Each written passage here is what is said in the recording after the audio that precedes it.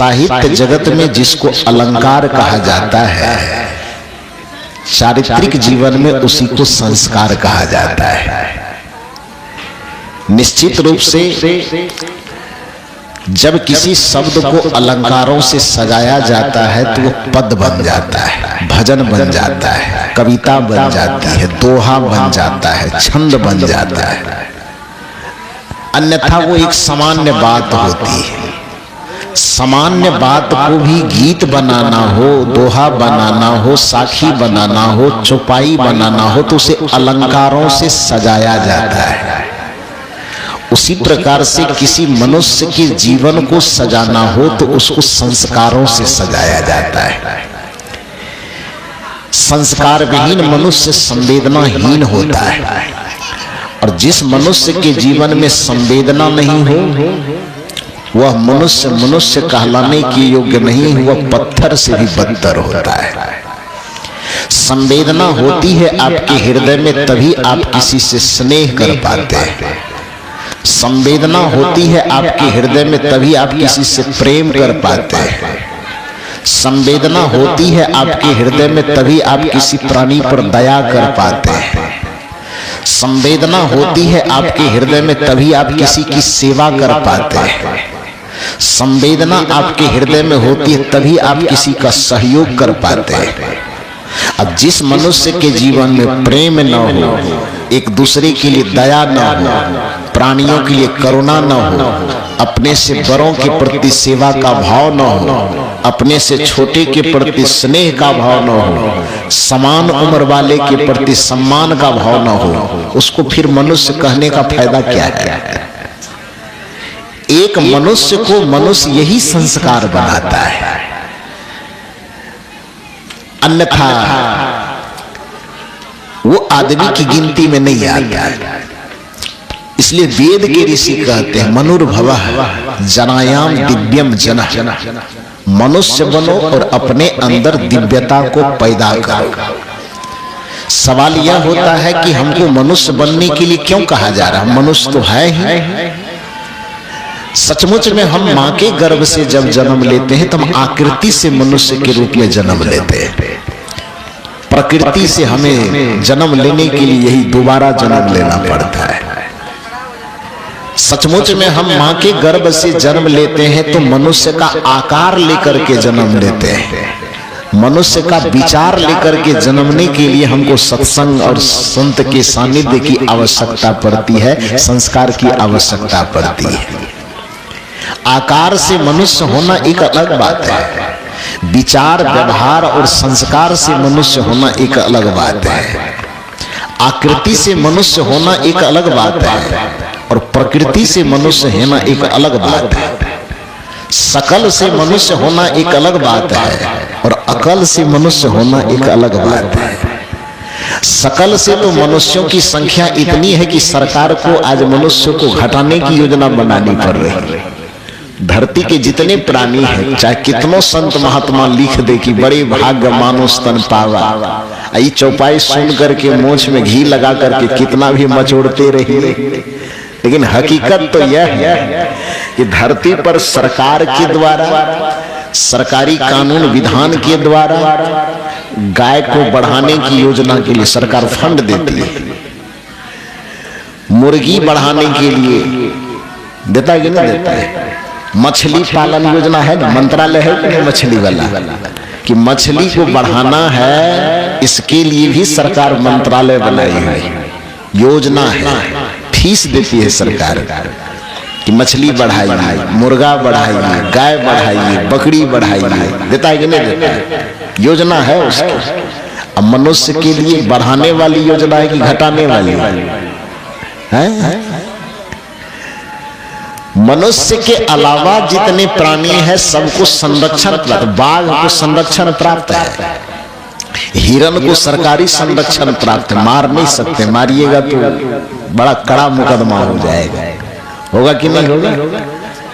लेकिन अन्य प्राणी जिसे मानवेतर प्राणी कह करके हम बहिष्कृत तिरस्कृत करते हैं, उन प्राणियों के वृद्धि संवर्धन के लिए सरकार योजना बनाती है, लेकिन मनुष्य बढ़े नहीं।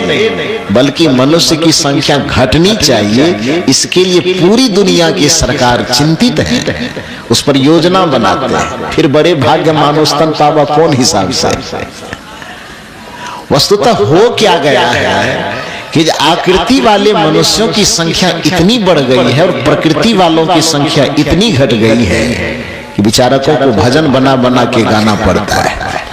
कल जुग बैठा मार कुंडली, जाऊं तो मैं कहां जाऊं, अब हर घर में रावण बैठा, इतने राम कहां से लाऊं। आकृति वाले मनुष्यों की संख्या इतनी बढ़ गई, असंवेदना और संस्कार घटती चली गई। परिणाम क्या हुआ?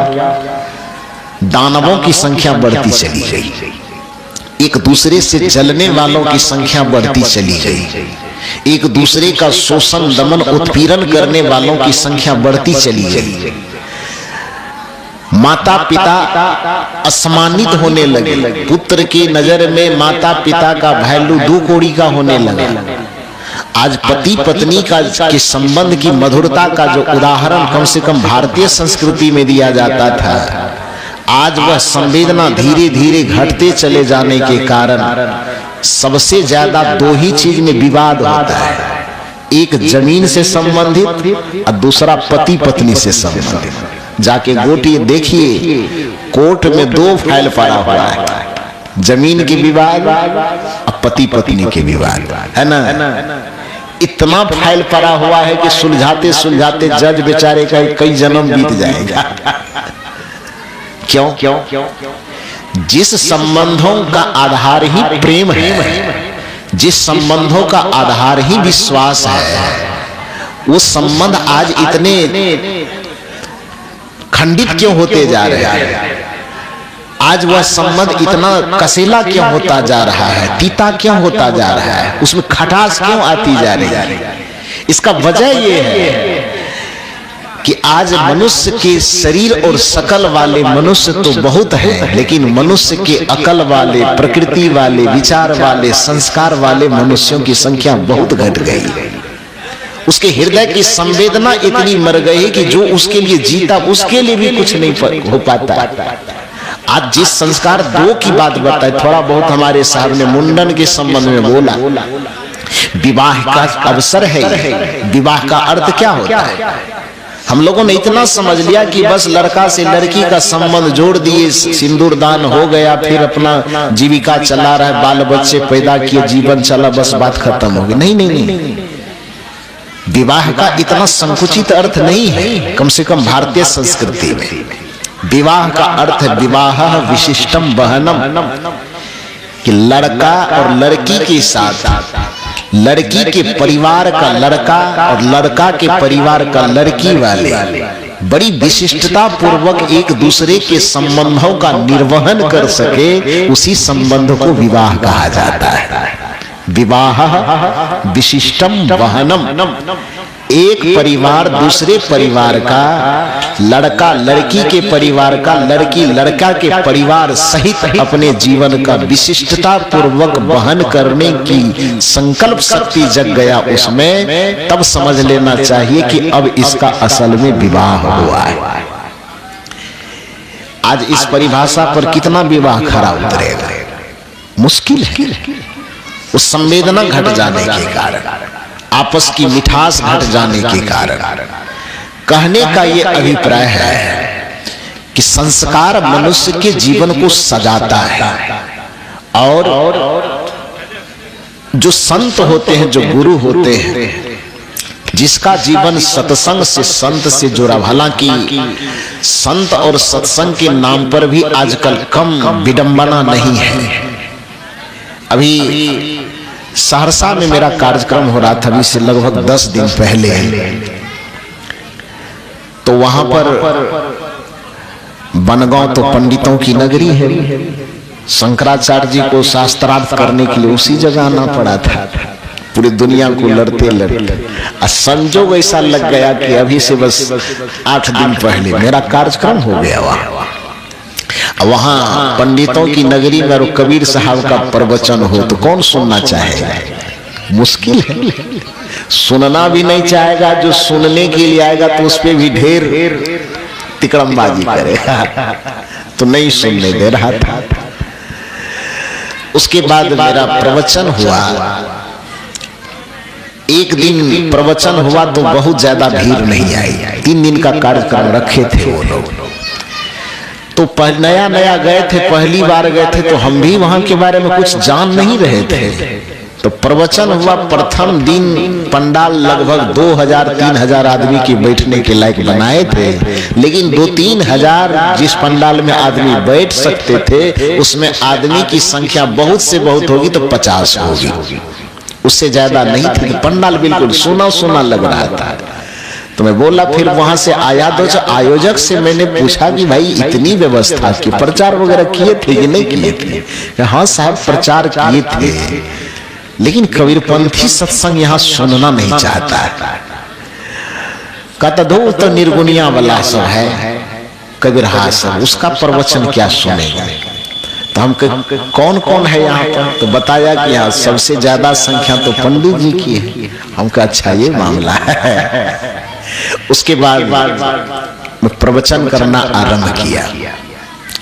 दूसरे दिन कबीर साहब को नकारने के पीछे का जो साजिश है, कबीर साहब को सनातन विरोधी करने की जो साजिश है, कबीर साहब को समस्त संस्कारों के खिलाफ खड़ा करने की जो साजिश लोगों ने रची है कबीर साहब के प्रति, साहित्यिक दृष्टिकोण से, दार्शनिक दृष्टिकोण से, वेद उपनिषद से लेते हुए पूरी संत परंपरा की श्रृंखला जब मैंने वहां पर रखना आरंभ किया, तो प्रवचन के क्रम में पंडितों की संख्या पंडाल में जब प्रवेश करने लगी तो 3 घंटा के प्रवचन समाप्त होते होते 1500 से 2000 पूरा खचाखच पंडाल बढ़ गया। और दूसरे दिन जब पंडाल भरा तो पंडित समाज के लोग ही कह रहे थे कि महात्मा को कहां से लाए, पैसा जो लगेगा वो हम लोगों से ले लीजिए, पंडाल का खर्च, जनरेटर का खर्च, 2 दिन का कार्यक्रम और बढ़ा दीजिए।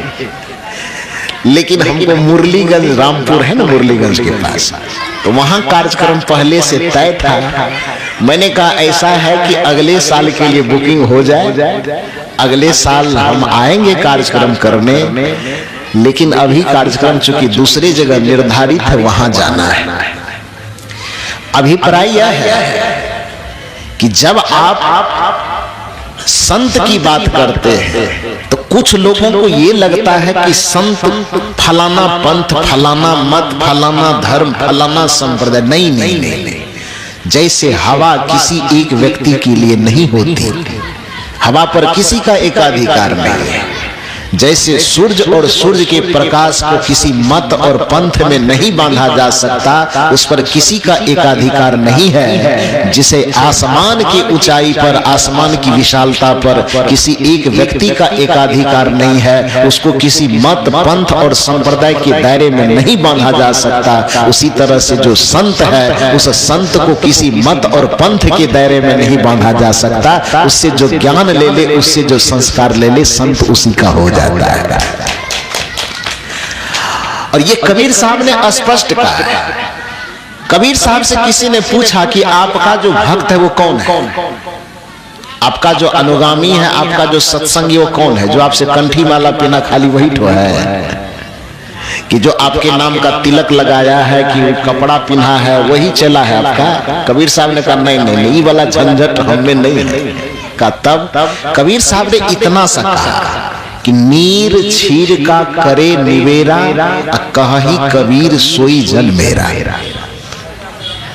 कंठी, माला, छापा, तिलक, जटा, दाढ़ी, बाल, इसकी कोई जरूरत नहीं। कबीर साहब कहते हैं कि जिस मनुष्य के अंदर संवर्धित संस्कार हो जाए, चेतना में इतनी जागृति आ जाए कि नीर छीर का करे निवेरा। नीर छीर का अभिप्राय सही और गलत, नीर छीर का अभिप्राय उचित और अनुचित, नीर छीर का अभिप्राय सार और असार, नीर छीर का अभिप्राय कर्तव्य और अकर्तव्य, नीर छीर का अभिप्राय ग्राह्य और त्याज्य, नीर छीर क्षीर का अभिप्राय पेय और अपेय, नीर क्षीर का अभिप्राय खाद्य और अखाद्य। इन चीजों के निर्णय करने की क्षमता जिसके बुद्धि और विवेक में जग गई, कबीर साहब कहते हैं कि भली है मेरे पास आके कंठी माला पहनाओ कि नहीं पहना हो, लेकिन मैं मोहर मार देता हूं कि वही मेरा आदमी है। नीर क्षीर का करे निवेरा, कही कबीर सोई जन मेरा।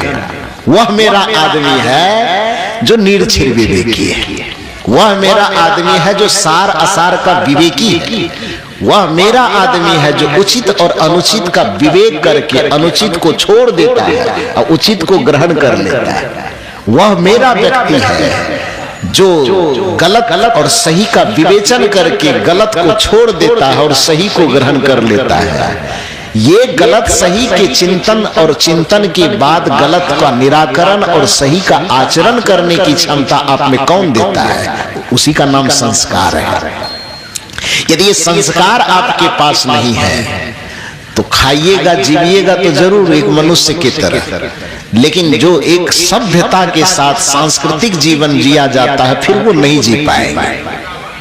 इसलिए संस्कारों का विकास होना चाहिए। आज सबसे ज्यादा मनुष्य की विडंबना यह है कि मनुष्य बाहरी चमक दमक को ही अपने जीवन का उत्थान और पतन का आधार बना लिया है। मकान बड़ा बन गया तो हो गया, सफलता मान लेता है कि हम सफल हो गए। जमीन कुछ ज्यादा खरीद लिए, 2 4 5 बीघे 10 बीघे के बाद हो गया, इतने से जिंदगी पूरा है।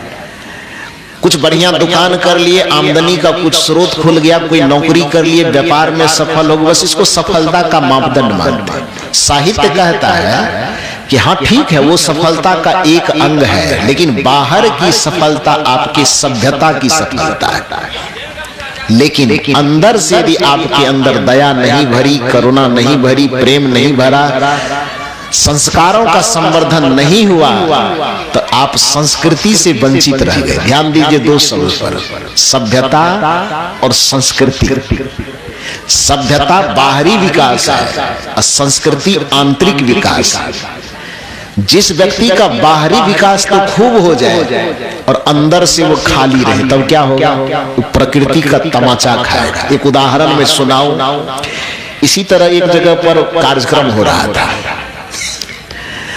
तो कार्यक्रम कोई होगा कीर्तन भजन वाला या जागरण वाला, तो उस जागरण के कार्यक्रम में जो कलाकार लोग थे उस शाम 8 बजे से कीर्तन भजन गाना शुरू किया और करते करते 3-4 सुबह हो गई। सुबह के 3-4 बज गए। कलाकारों ने कहा कि फिर सुबह 7 बजे से कार्यक्रम शुरू करना ही है। 4 बज गया, 1 आध घंटा सोएंगे, मुंह हाथ धो करके दोबारा सुबह में आना ही पड़ेगा। तो बाजा सामान बस यहीं छोड़ देते हैं, उठा के ले जाएंगे तो दोबारा फिर सेटिंग करना होगा, तो इसलिए बाजा को मंच पर ही छोड़ देते हैं। हम लोग जाते हैं सोने, सब लोग छोड़ दिए, चादर उधर से ढक दिए और चले गए सोने के लिए। जब सब कोई चले गए वहां से तो उस कोना में ढोलक रखा हुआ है, हारमोनियम, बेंजो, ऑर्गन, पैड इत्यादि रखे हुए। अब बगल के कोना में एक बांसुरी रखी हुई थी। सबके चले जाने के बाद कोना में जो बांसुरी रखी हुई थी वह बांसुरी उछलते उछलते चली गई ढोलक के पास। अब ये सवाल आप मत कीजिएगा कि बांसुरी को भी उछलने आता है, आता हो ना आता हो क्या मतलब है। भावात्मक संवाद सुनिए, क्योंकि साहित्य में जब किसी कहानी की रचना होती है तो 2 प्रकार की रचना होती है, एक यथार्थवादी रचना और एक आदर्शवादी रचना। यथार्थवादी रचना का मतलब होता है कि वस्तु स्थिति जैसी घटित हो रही हो उसको ज्यों का त्यों साहित्य में अंकित कर देना यथार्थवादी विधा कहलाता है। और आदर्शवादी विधा का मतलब होता है घटना सच है कि झूठ है इसकी परवाह न करना, बल्कि उन कहानियों के माध्यम से समाज को एक अच्छी प्रेरणा दे देना, एक सीख देने का उद्देश्य समाहित होना, उसको आदर्शवादी विधा कहा जाता है। संत लोग इन दोनों विधा का अपने अपने जगह पर उपयोग करते हैं। तो ये ढोलक से जो बांसुरी की बात करवा रहे हैं तो इसमें यथार्थवादी सवाल मत कीजिएगा, ऐसा होता है कहीं क्या? ये नहीं प्रश्न करना है, उससे सीखना क्या है, वो आदर्शवादी दृष्टिकोण से थोड़ा सोचिए, भावात्मक संवाद कीजिए। भले ही ढोलक का बांसुरी बात करे न करे, उससे कोई लेना देना नहीं है। तो सामग्री रखी हुई है, सारे साजबाज सजे हुए हैं। बांसुरी उछलते उछलते उस कोना से गई ढोलक के पास, क्योंकि बांसुरी बेचारी सोच रही थी कि इस पे जितने वाद्य यंत्र रखे हुए हैं उसमें सबसे ज्यादा दर्द जो होता होगा ढोलक को ही होता होगा। कहे क्यों? तो कि हमारे साहब हैं, जो भी गायक कलाकार आते हैं सब ढोलक को दोनों तरफ से धुमधुमा देते हैं, मारता है ना, उधर से भी मार रहा है इधर से भी मार रहा है, तो दोनों तरफ से मार लगता। बाकी हारमोनियम अगर मार नहीं लगती तो सहला उंगली सहलाई जाती है हर एक चीज। बांसुरी पर तो और है, उसको तो और मजा है। जो आदमी बजाता अपना निचल का होठ का तोसा का ऊपर का वाला का तकिया दे देता है और दोनों हाथ से ऐसी सेवा करता लगता कहीं से पहाड़ कोर करके आया। करता है कि नहीं? तो बांसुरी कही कि हमारा तो मौज है, लेकिन सबसे ज्यादा कुटाई लगी है वो ढोलक, दोनों तरफ से मार पड़ी है। तो बांसुरी उछलते उछलते उस कोना में जाती है और ढोलक से पूछती है, भैया बड़ा दर्द होता होगा? ढोलक कहे क्यों? का इसीलिए कि हम लोग तो थोड़ा रिलैक्स में भी हैं, लेकिन आप तो एकदम 8 बजे रात से लेके 4 बजे सुबह तक दोनों तरफ से केवल घुसा तमाचा खाए हैं। तो इसलिए कुछ परेशानी तो होती होगी। यदि आपका मैं कुछ मदद कर सकूं तो कृपया बताइए, जो आपकी सहायता कर सकते हैं थोड़ा बहुत सेवा ही कर दें, दर्द कुछ कम हो जाए।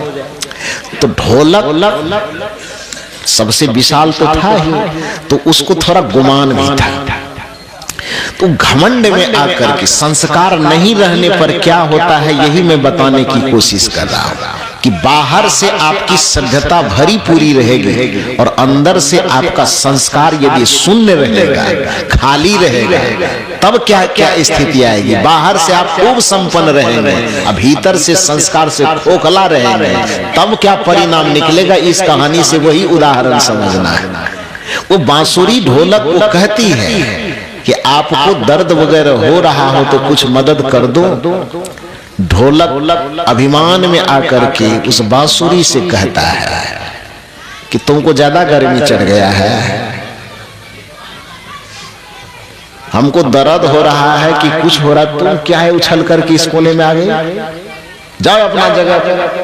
बांसुरी कहती है, अरे कुछ भी है तो हम आपकी बिरादरी के हैं, आप भी वाद्य यंत्र हैं, हम भी वाद्य यंत्र हैं। अंतर इतना है कि आप हाथ से बजाए जाते हैं, होंठ से बजाए, इतने न अंतर है, लेकिन बिरादरी तो हम लोगों की एक ही है, तो कुछ हाल चाल तो लेना न पड़ेगा। ढोलक का तब ज्यादा बड़बड़ करेगी, एक बार गड़क जाएंगे तो झरनी बनने के काबिल है, बहुत बड़बड़ाती है। 2 बार 4 बार वो अपने तरफ से उसको समझाने की कोशिश करती, भैया कुछ मदद चाहिए तो बोलो, लेकिन ये जितना उसको समझाती है बांसुरी, ढोलक को उतना चीड़ चढ़ता है। उन्होंने कहा चुप चुप, अरे हमारे सामने में तो 2 बित्ता का है, ये है, अब 2 बित्ता तो उसमें तुम्हारी लंबाई, उसमें भी तुम्हें 10 ठो छेदा है, तुम्हारी औकात क्या है हमारे सामने में।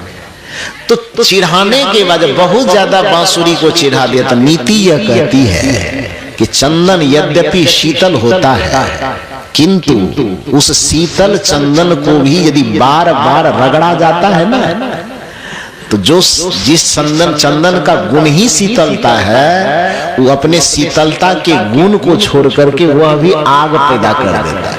करता है कि नहीं करता है? शीतलता गुण है चंदन का, लेकिन रगड़ते रहने पर, बार बार घिसते रहने पर चंदन भी कहता भैया हम कितना ठंडा रहेंगे, लो आगे निकाल देते।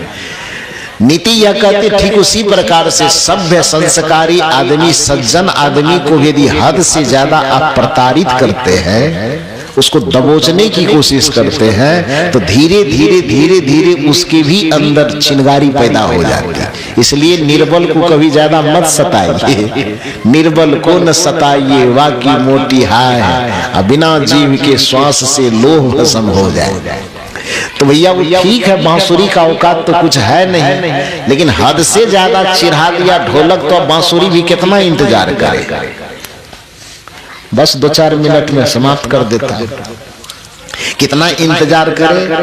तो कहने का अभिप्राय यह कि फिर बांसुरी शांत नहीं रही। उन्होंने कहा ढोलक भैया मैं तो आपका मदद करने आया था, लेकिन आप इतना चिढ़ा दिए, मुझको झरनी बनाने के काबिल भी नहीं छोड़े, गड़क जाएंगे तो कहीं के नहीं रहोगे। तो अब लगता है मुझे मुंह बंद करके रहना ठीक नहीं है, अब समझाना पड़ेगा। अरे भैया मैं 4 बित्ते का हूं कि 2 बित्ते का हूं, मुझ में 10 छेदा है कि 75 छेदा, लेकिन जैसा है वैसा दुनिया के सामने खुल्लम खुल्ला है। इतना देर से तो तुम पर हमें दया आ रही थी, लेकिन अभी तो मेरा माथा खराब हो रहा है। भले तुमको पीटता है बैठ करके हमारे धीमा वाले साहब। तब अब देवस्वरूप साहब के भाई और ढोलक न पीटे तो फिर क्या करेगा। वो साहब हारमोनियम बजाते थे, ये साहब ढोलक बजाते थे। तो कहे पीटेगा ही। तो उसके बाद फिर कहा क्यों पीटेगा ढोलक, फिर तू मैं दोनों में होने लगे। उन्होंने कहा क्यों पीटेगा, तुमको तो भगवान भी, आदमी की बात छोड़ो, भगवान भी एकदम होठ का देता है तो सकता किया ऊपर से एकदम सेवा करता है, हमको क्यों पिटाई होती है। तो बांसुरी ने कहा वही सोच करके तो देखो, कहा हमको समझ में नहीं आ रहा, तुम ही बता दो। तो बांसुरी कहती कि तुम्हारी पिटाई का कारण है कि ऊपर से देखो तुम कैसा लगते हो, 5 कुंटल का वजनदार, मोटा सोटा।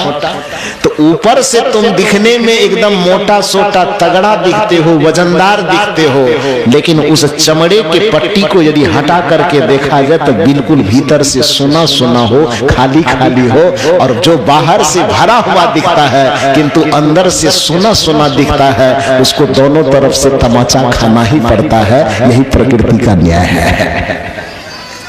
उसी प्रकार से जिसका जीवन केवल ये दिखावा कि बाहर से तो हम बड़े हैं, खूब संपन्न दिख रहे हैं, सभ्यता हमारे अंदर खूब है, लेकिन संस्कृति का विकास हमारे अंदर नहीं हुआ है, मनुष्यता का विकास हमारे अंदर नहीं हुआ है, संवेदना का विकास हमारे अंदर नहीं हुआ है, संस्कार का विकास हमारे अंदर नहीं हुआ है, तो फिर प्रकृति जगह जगह पर हमको तमाचा खींचती है। तो इस प्रकृति के तमाचे से हमें अपने आप को बचाना है। तो निश्चित रूप से हमें ध्यान देना है कि सभ्यता के स्तर पे भी हमको विकास करना है, और संत गुरुजनों, सत्संग और आदर्श माता पिता के सानिध्य में हमें संस्कारों को सीख करके अपने अंदर को भी भरना है, अंदर को खाली नहीं रखना है। बाहर से भी संपन्न, अंदर से भी संपन्न, तभी हम एक सफल मनुष्य हो पाएंगे। तो बड़ी सुंदर चर्चा आज की इस वैवाहिक अवसर पर और साथ साथ मुंडन के अवसर पर बहुत संक्षिप्त कार्यक्रम रखा गया।